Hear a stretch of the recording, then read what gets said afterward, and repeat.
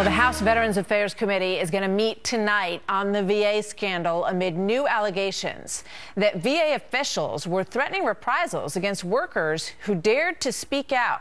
Fox News has obtained a, quote, stand down email that was sent by VA leadership, and it was warning employees that they needed to stop communicating any bad news about the VA regarding the probe into delayed care for our veterans. Big news this morning on this. Peter Ducey's live with more on these revelations. So, Peter, when were these VA employees told that they needed to stop talking?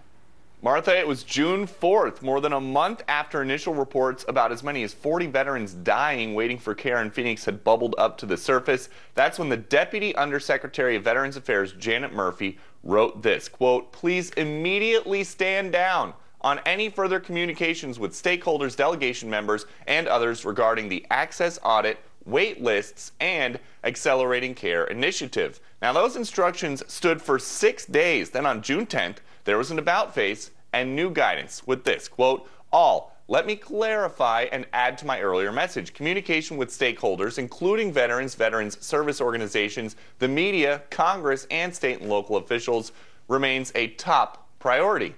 The acting VA Secretary Sloan Gibson explains that he wants information put out as fast as possible. He just also wants it to be accurate. Martha. So what's the reaction to these new emails from people on the Hill?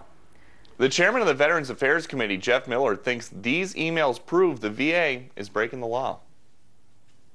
Any memo that comes out of the central office that instructs people not to talk to members of Congress, to give him the information that they are asking for, is obstruction. And vets are saying they think this shows that the people in charge of their care are most concerned with PR. If you're running a facility, you want a message that's coherent, and you don't run employees going all over the place with what they're saying and doing. However, in this case, what we're seeing is not about messaging. We're talking about covering themselves up and covering up wrongdoing. And so there's a difference. Two things to watch on the Hill today. The president's nominee for VA Secretary Robert McDonald is going to meet with the Senate Veterans Affairs Committee Chairman Bernie Sanders. Then tonight, a House hearing about systemic problems ID'd by whistleblowers, including the lack of protections at the VA for those whistleblowers. Martha. All right, we'll see. Peter, thank you very much.